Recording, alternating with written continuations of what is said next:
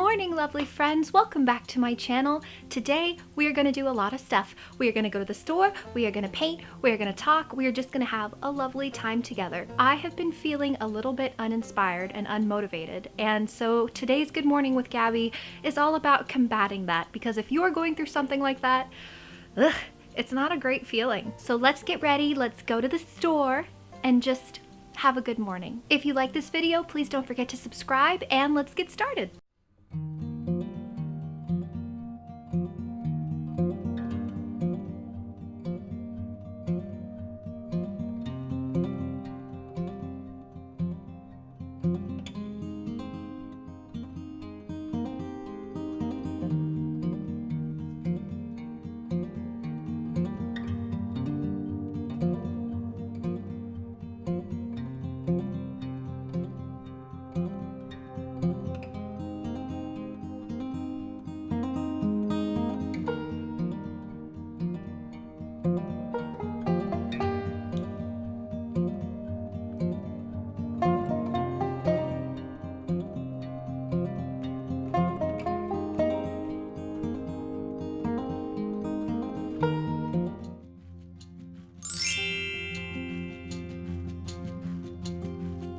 Hello again. We are back from the store and I got a whole bunch of art supplies, which are going to be the treasure of the day because art supplies are treasure, especially when I can get them, because I'm poor now and I made this choice.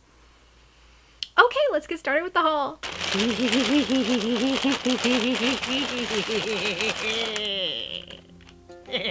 The first thing I got were a whole bunch of brushes. 5 different brushes to be exact. I'm okay. I'm fine. I'm fine. I have 1 acrylic flat brush, 2 oval mop brushes, 1 script liner that's super itty bitty, just like that. Can you even see it? And 1 Winsor Newton round brush. All of my brushes are really old, and as you can see in a mason jar behind me, some of them get forgotten in water, which I can't do anymore because this was expensive. So, not gonna do that again.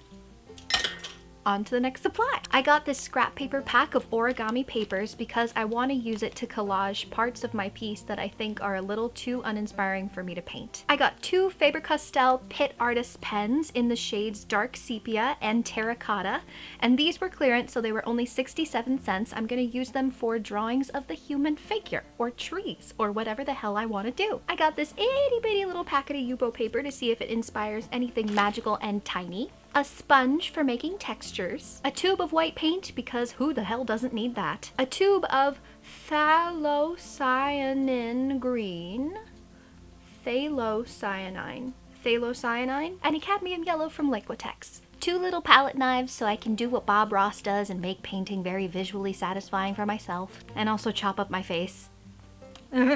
And the last thing I got were these 2 very tiny, very fine technical pens in the sizes 0.1 and 0.03. You ain't even gonna be able to try to see that.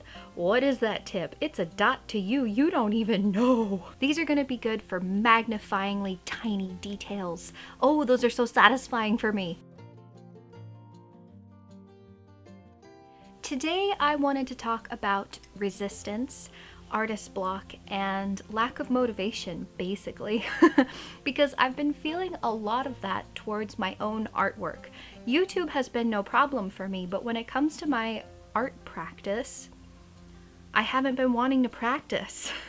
I've been trying to figure out why I've been feeling such a huge amount of resistance the past few weeks, because when you feel these feelings for something that you've loved your entire life, it can feel really scary and a little bit ungrateful, a little jarring, and just not the best. I have this portrait of Maya Angelou that I've been working on for really a couple of months. To be honest, I worked on it for about a month consistently, and then I took off 3 months, maybe it's been now, since I've actually touched the painting. It's been about a year since I've worked on art daily with intention and passion and freedom. And I honestly think that it's because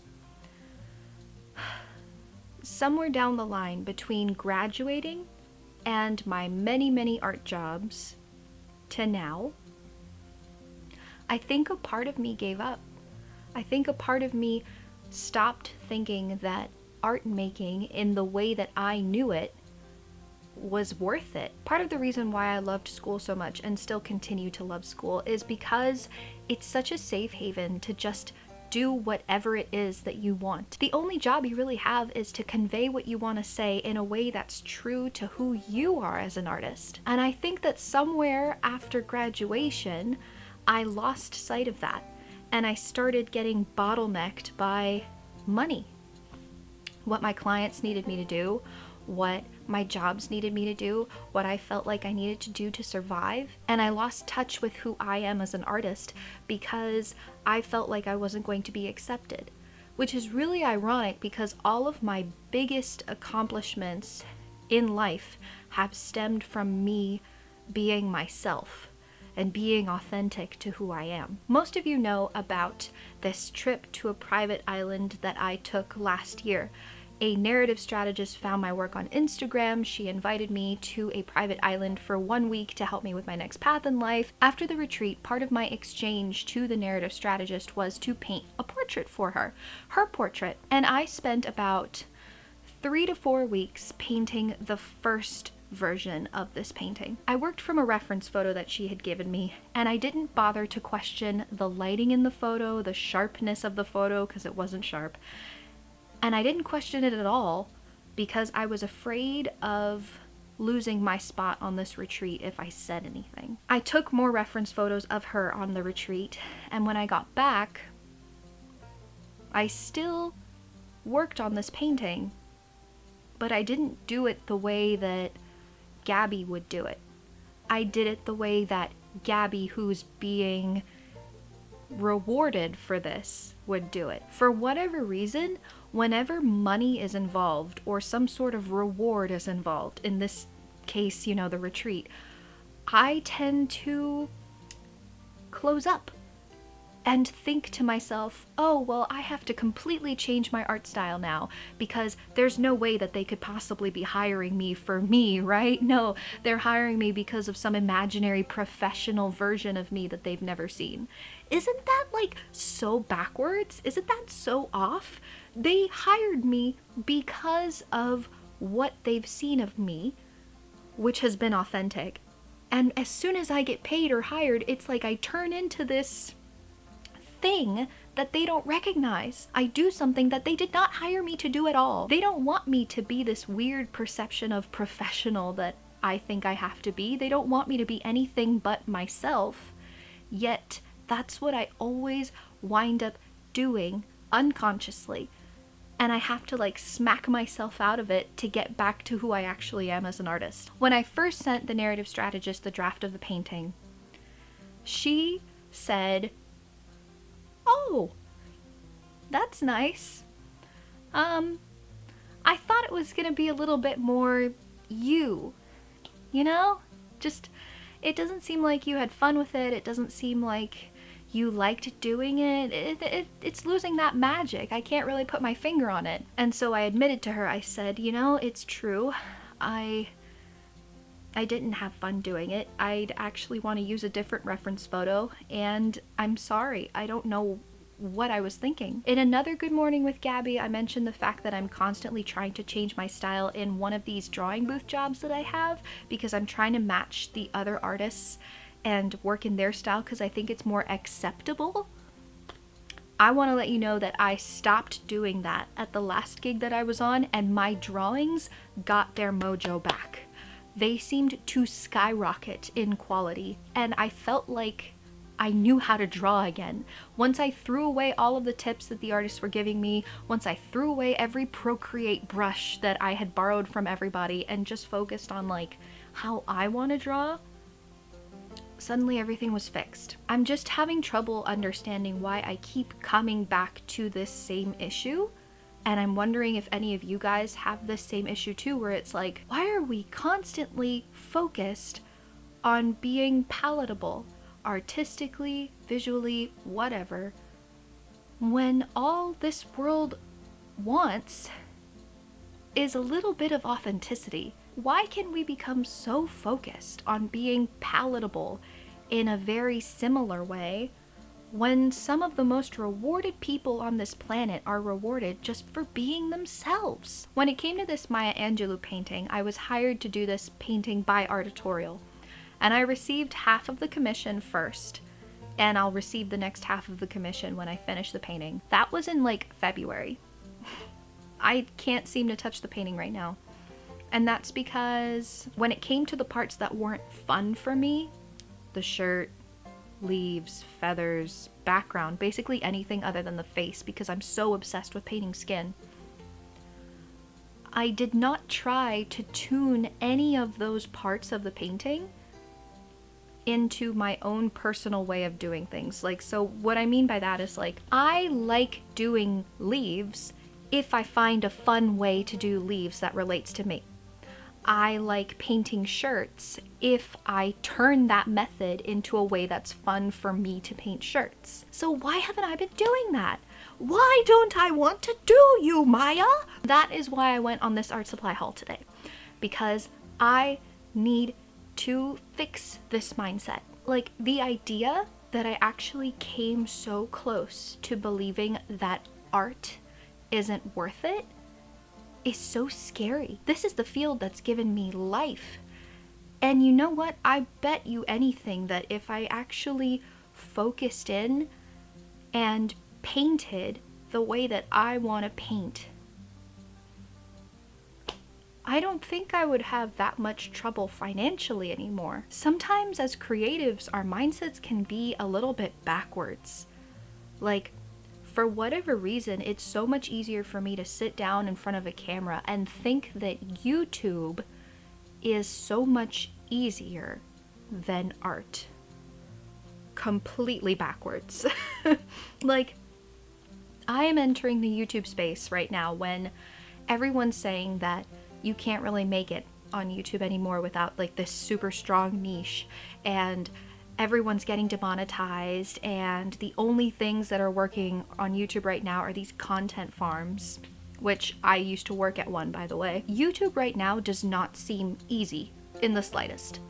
Yet to me, this thing that I don't get paid for and is not bringing me any clients, blah, blah, blah, blah, that I just love, is more worth it to me than art. The thing that I am good at, the thing that I've loved since I was a child, the thing that made me me. And the only reason for that is because I have felt so rejected in my own personal heart when it comes to my style since graduation. Mostly because I was trying to find a style. I didn't actually have one. I think that art is just so close to who I am as a person that I'm afraid.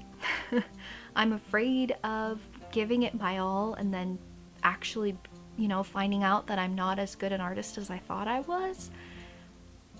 But I don't think that's true, because if there is one thing that I have earned in this life, it is to say that I can paint the asshole off of any booty you hand to me, okay? Like, I can paint a person, okay? I can. Portrait artist, hi, here, right now. I can do that. I've earned that right. Here is how I am combating this resistance, and I hope that by sharing my tips, maybe you will be inspired if you are also facing some resistance within your own work. Number 1, admitting that you have any resistance at all seems to be one of the biggest weightlifters that one could ever discover. Saying this to you automatically is just like, oh, I was being a piece of crap.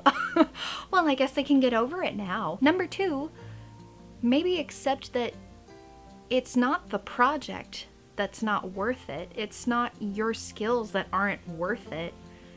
Maybe it's just the way that you're going about it. With these new collage papers and technical pens and different little paints and brushes, now I can explore the painting in a way that I wasn't able to before. Number 3, throw people's opinions away. Throw people's opinions out the door. Throw likes out the door, throw money out the door, throw comments out the door, even just for a second. Because if you're finding that you just can't create anything because you're so focused on what you don't have. You don't have money already, you don't have likes already, you don't have attention, blah, blah, blah, blah. It's gonna make you so stuck. We live in a world right now where everybody is super obsessed with attention. And clearly, I am no exception since I am sitting in front of this camera right now. I realize. But what I don't want to become is somebody that falls into trends simply for the attention. So for example, this is my opinion when it comes to illustration right now, but personally, I think that most popular illustration looks exactly the same, and I cannot differentiate one artist from another. I can't. You go on Twitter, everything looks the same. You go on Instagram, every popular item in Inktober is gonna look inseparable from another artist. And I think the fact that there's just so much of this very popular, simple, flat colors, digital style, big eyes, very cutesy type of style is just making artists think that that's just the only way to go about creating work. What is being an artist about if not being yourself and expressing things in the way that you see it? Do you really see the same thing that everybody else sees? Do you really see this world and have ideas in the same exact way that everybody else has? Because honestly, the internet is making it look like everybody sees things the same way. Ugh. It's so uninspiring to me, and that's my opinion. Come at me. I think that you just can't be afraid of seeing things your own way and putting it out there in the world, regardless of what's popular. A lot of the popular artists aren't the ones that are being retweeted all the time. They're the ones that are literally being paid tens of thousands of dollars to do the work and focus on it for months because they're like top tier. They're not being retweeted every day because they're not making things in 24 hours to be retweeted. They're focusing on one thing for months. And it feels like we can't do that anymore, and that's wrong. You can spend as much time as you need to on a piece. It doesn't have to be relevant all the time. It doesn't have to be aesthetic all the time. It can just be you. Number 4, remember what art is about in the first place. What is your definition of art? Art, to me, is about playing. It's about freedom.